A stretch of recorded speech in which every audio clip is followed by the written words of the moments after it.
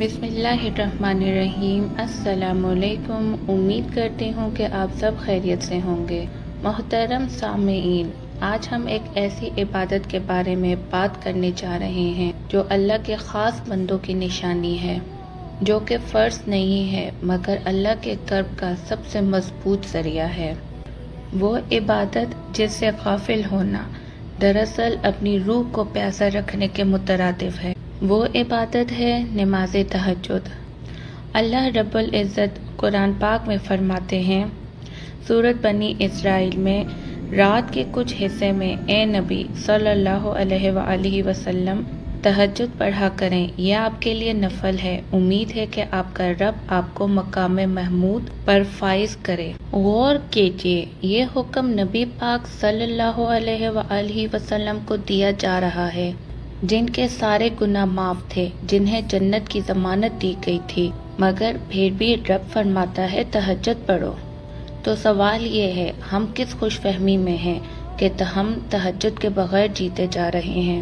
حدیث مبارکہ میں ہے، فرض نمازوں کے بعد سب سے افضل نماز تہجد ہے۔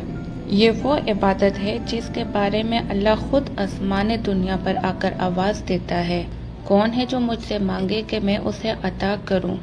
کون ہے جو مجھ سے معافی مانگے کہ میں اسے معاف کر دوں؟ کون ہے جو مجھ سے طلب کرے کہ میں اسے عطا کروں؟ میرے بھائیوں اور بہنوں، ہم یہ سب سن کر بھی سوتے رہتے ہیں اور کہتے ہیں صبح فجر تو پڑھ لی ہے، کافی ہے نا بس؟ نہیں، یہ کافی نہیں ہے۔ اگر تم رب کے قریب جانا چاہتے ہو، اگر تم اپنی زندگی میں سکون، رہنمائی اور برکت حاصل کرنا چاہتے ہو، یاد رکھو، جو شخص تہجد چھوڑ دیتا ہے وہ رب کی خلوت سے محروم ہو جاتا ہے۔ اس کی دعاؤں میں وہ روح باقی نہیں رہتی، اس کے دل کی بے چینی بڑھتی جاتی ہے، اور سب سے بڑھ کر وہ رب کے محبوب بندوں کی فہرست سے نکل جاتا ہے۔ سنو، اللہ کے ولی کون ہیں؟ وہ جو راتوں کو جاگتے ہیں، تنہائی میں روتے ہیں، اللہ سے راز و نیاز کرتے ہیں۔ یہ اللہ سے محبت کا وقت ہے، یہ اس کے دربار کی خلوت ہے، اور ہم اس وقت کو نیند پر قربان کر دیتے ہیں۔ افسوس! تو اے میرے سننے والو، اگر تہجد چھوٹ گئی ہے تو یہ صرف ایک نفل نماز نہیں جو گئی، بلکہ وہ رات کی برکت، وہ دل کا سکون اور وہ روحانی طاقت بھی چھین گئی۔ مگر اللہ کا کرم دیکھو، وہ ہر رات دوبارہ پوچھتا ہے کوئی؟ تو آج کی رات پھر سے دروازہ کھٹکھٹاؤ، پھر سے رب سے بات کرو، کیونکہ وہی ہے جو سنتا ہے، دیتا ہے اور بدل دیتا ہے تقدیر۔